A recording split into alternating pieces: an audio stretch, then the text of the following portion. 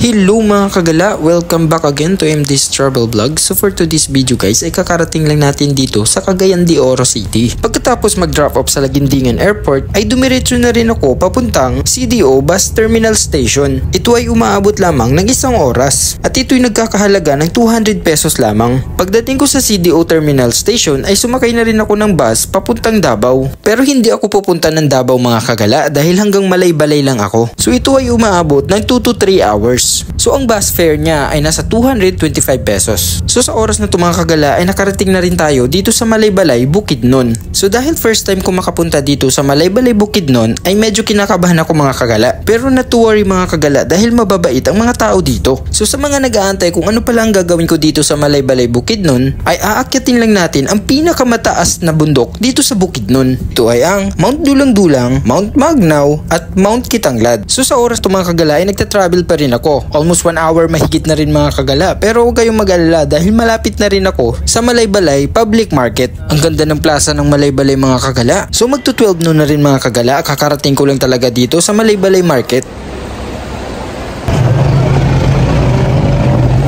At na-meet ko na rin yung makakasama ko sa pag-akyat sa Mount Dulang-Dulang mga kagala. So dahil nagutom kami sa biyahe mga kagala ay kumain muna kami saglit. So ito pala yung Malaybalay Terminal mga kagala. Kaharap lang din niya ang public market. So habang nag-aantay kami sa iba namin mga kasama ay kumain muna kami saglit mga kagala. So pagdating pala ng mga kasama namin mga kagala ay dumiretso na rin kami sa Gaisano Malaybalay para mamili ng mga food trail namin. After an hour na pag-aantay sa kasama namin mga kagala ay nag-travel na rin kami papunta sa bahay ni Dato. At ito ay matagal ng 2.5 hours from Malaybalay Market papunta sa bahay ni Datu. So sa event na to mga kagala ay nasa 12 packs kami. So sa mga nakasama ko sa event na to, shout out sa inyo. So sa mga nagbabalak pumunta ng Bukidnon para i-concure ang Mount Dulang-Dulang, I will recommend na lang po JD Wanderer. Siya pala yung organizer namin para makoncure ang KD2LM. After in an hour mga kagala na pagta-travel namin ay nakarating na rin kami sa bahay ni Datu. At pagkatapos noon ay nag-prepare na rin kami ng mga gamit namin na dadalhin namin sa bundok dahil 3 days and 2 nights yung gagawin namin. So ito na pala yung mga gamit ko mga kagala. Ito yung mga dadalhin ko sa bundok pero hindi kasama yung luggage. Pagkatapos namin mag-ayos mga kagala ay binigay na rin sa amin yung free t-shirt para sa KD2LM.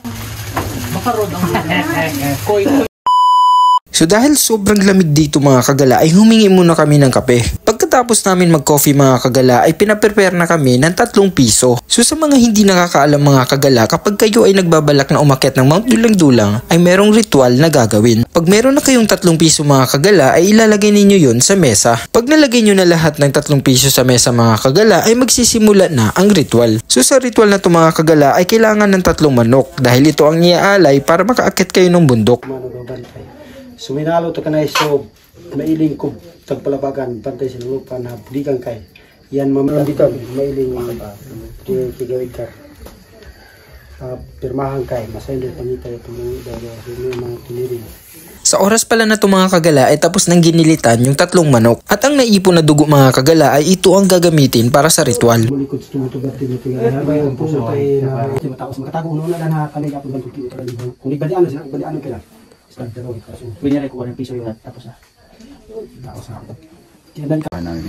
Salamat po, Panginoon, bigyan mo po ang bawat isa ng kalakasan para sa kinabukasan na aakitin namin. Salamat po, in Jesus' name. Amen. Yep.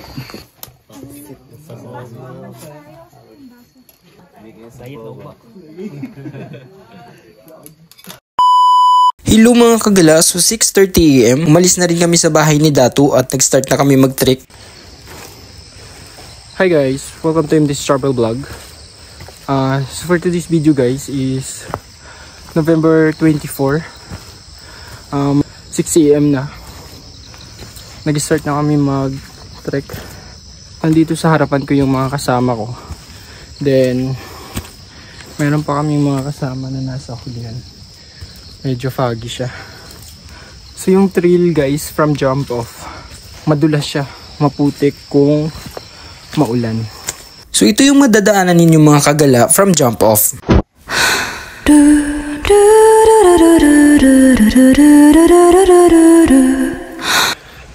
Hi guys. So with 7 AM, napaka maputik at saka mabato yung trail dito sa sa pa-Mount Dulang-Dulang. Yan. So, makikita nyo sa likuran ko. Ganito yung trail niya. Nandito yung mga kasama ko sa harapan. Kasunod lang ako. Pakita ko sa inyo guys yung makadadaanan ninyo. So dahil umulan kagabi mga kagala, kaya ganito ang daanan ngayon. Maputik at madulas. So sa oras pala na to ay inuulan kami. Ayan. So hindi naman gaano kalakas ang ulan pero dire-diretso. Ayan. Raincoat. Yung mga kasama ko nasa likuran ko pa. Then siguro may mga 4 kaming kasama na nauna na. Dito sila dumaan. Papakita ko sa inyo yung nasa harapan ko guys. Yo. So ito yung trail ng Mount Dulang-Dulang. Diyan ba? Dito? Nag-start na kami ng assault. So ngayon nasa harapan ko guys, na siya. Puro na siya paakyat. Start na yung assault. Dito na yung mga kasama ko. Nantay ko lang sila. Then nawala na rin yung yung ulan. Siguro maya tatanggalin na namin mga raincoat. Uy, tanggalin nila yung sa kanila. Bilis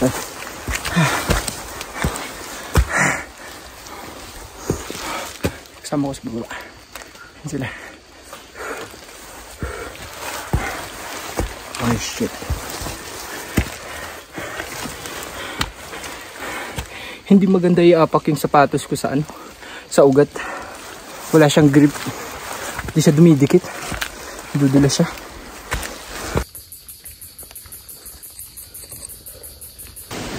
Lumakas bigla yung hangin. Ayan. Tsaka siya, halo yung weather. Halo talaga yung weather dito guys. Malakas ang hangin, medyo maulan, then malalaki yung patak ng ulan dahil sa nabubuo dun sa sa mga dahon ng dito sa mga dahon ng puno. Nababasa kami. Then isa pa, maaraw. Ayan. Malakas yung araw. Tatlong weather ngayon. Magkakasabay sila. Ngayon ay magtatatlong oras na kami. It's na rin 9 AM simula nung mag-start kami sa jump off. Magti 3 hours na rin. So nag-advance lang yung mga kasama ko. Then meron akong mga nahuling kasama. As usual, mag-isa tayo dahil nahiya tayong magsalita sa vlog. So meron dito nakalagay na guys, signage. Nakasulat dito is D2 trail this way. So pababa tayo dito. Ito yung trail papuntang Dulang-Dulang. Tara, babaan tayo. Yeah. So nandito pa rin tayo sa trail. Ayun, may nakikita ako ditong signage. 3 km to D2 summit. So malapit na tayo. 3 km na lang, nasa summit na tayo. Pababa tayo ngayon. Yeah. Ang dadaanan.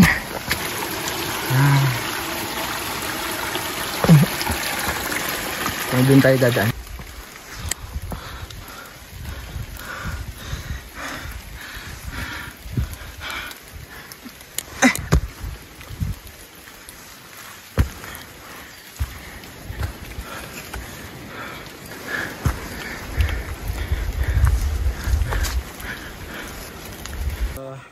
Sa oras na to is mag 10:05 AM.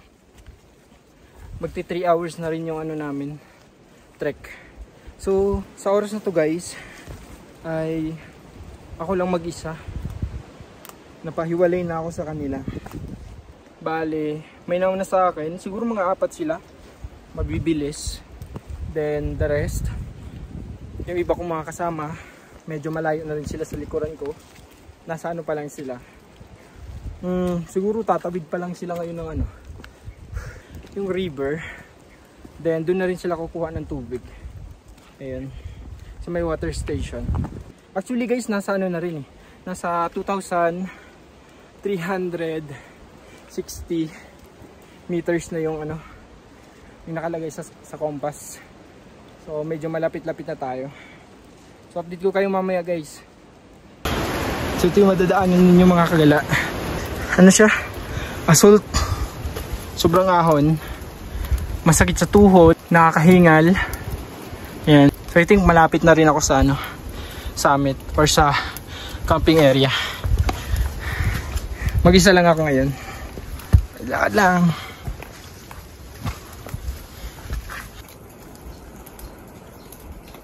It's 11 AM na. So magpa 5 hours na rin yung trek namin. As usual, ako lang mag-isa. Wala akong kasama. Pero nasa 2,530 meters na ata yung sa summit ng Mount Dulang-Dulang. Mag-isa lang ako ngayon. Not sure kung mahabol ko yung mga mabibilis. Feeling ko nasa summit na rin sila. Tara, diretso tayo, diretso.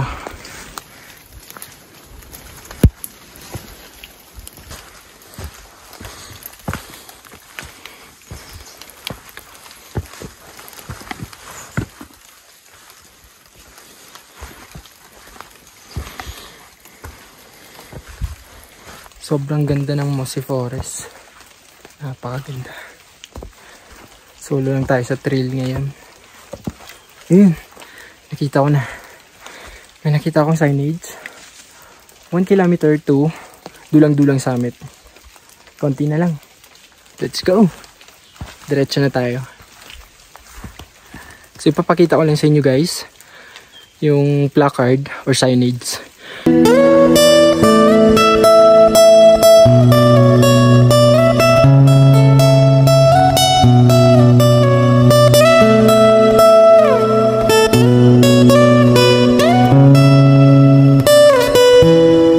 Nakarating lang namin dito sa Manis Garden Camping Area. So ito yun. Napakalinis. Grabe, napakalinis ng camping area na to. Oh, shit, napakaganda. Kaso nga lang, maulan talaga. So, malamig din. So hindi dito kami magka-camp. Doon talaga kami sa may summit. Mga 1 hour pa daw yun. So dediretso na ako. Iwan ko muna sila. Mag 5 hours na rin kaming nagtitrek. Grabe yung assault. Nakakapagod. Masakit sa tuhod. Grabe ang kapal ng ano, kamay. Hindi ko na siya halos sara. Dahil sa sobrang lamig. Ako lang ulit. Binabaybay ko lang ngayon guys yung ano, summit sa Dulang-Dulang. Malapit na rin kasi. Grabe ang lamig. Yun.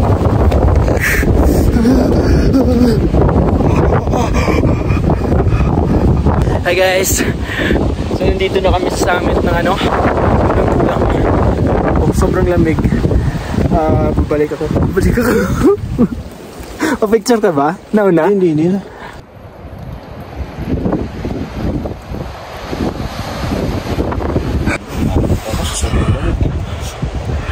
Hi guys.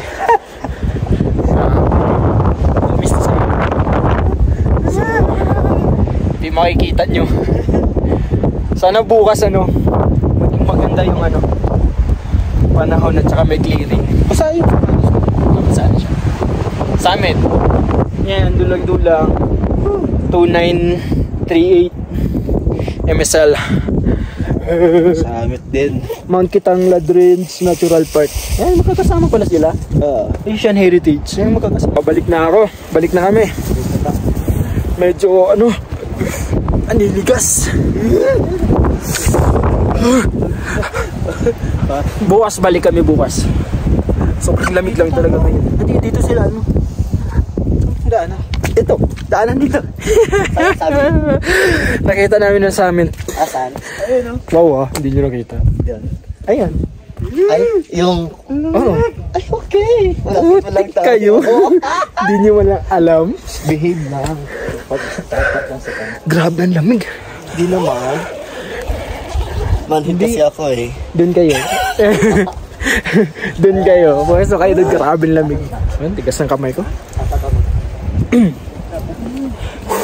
Balik kami bukas. Siguro mga 5 or 6, no? Maganda yung panahon. Sana may clearing kami. Ang lapit-lapit yung sa summit. Slow the cake.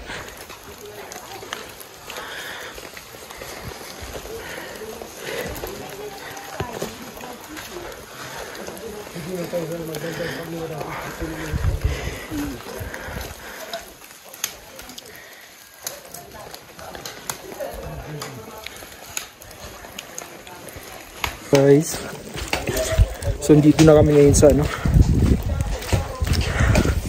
dulang-dulang camping area. Uy! Dulas ako. Miss Emery. Nanigas na. Lamig na lamig. Ayan. Sa'yo? Mainit pa ako. Nanginginig. Hi! Kawawa na may mga estudyante dito. Linis. Lalo na nadaanan niyo yung pangalawang camping area. Grabe ang linis, no? Grabe. Grabe yung linis niya. Wala ka mo lang makita na ano. Wala kang kasama, wala kang pictures mo. Meron ito. Pitik-pitik lang ako, pinapatayo ko lang siya. Tapos, times, 10 seconds. Ginagawa ko. Grabe, ang ganda. Yes.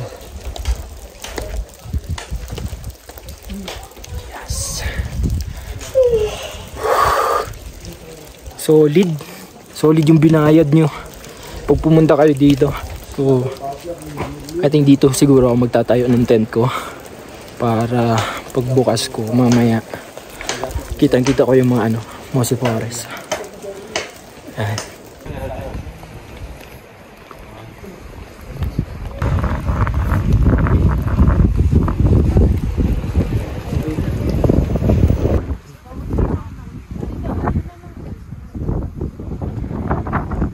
Welcome to MD's Travel Vlog.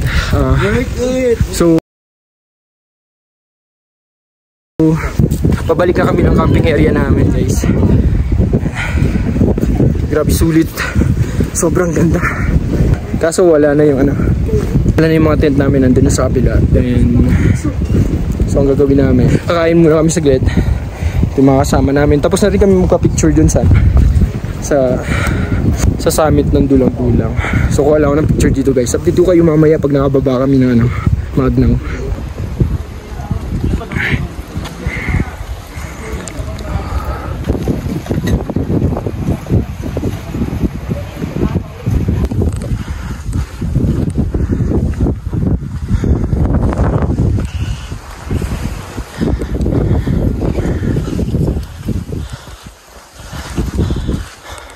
Grabe, sobrang ganda. So, sunod lang tayo doon kay Kuya sa tour guide namin. Nakapagod. Nakakahinga. Tulo sipon. Biglang tumutulo yung sipon ko. Yung tubig. So, nandito na kami ngayon sa may sa Avatar Forest. So ito yung sikat na na spot dito sa may dulang-dulang. Ayan. So dito yung mga kasama ko. Picture taking na rin sila. Wow. Ang ganda. So ito yung nakikita natin sa mga posts ng mga climber. Ayan. Kuya, mo na yung Avatar? Asan yung...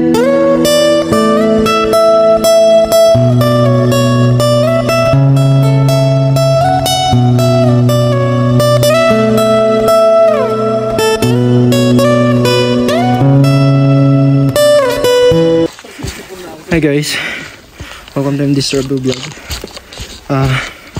Katatapos lang namin magdulang-dulang. So yung next namin pupuntahan is Magnaw.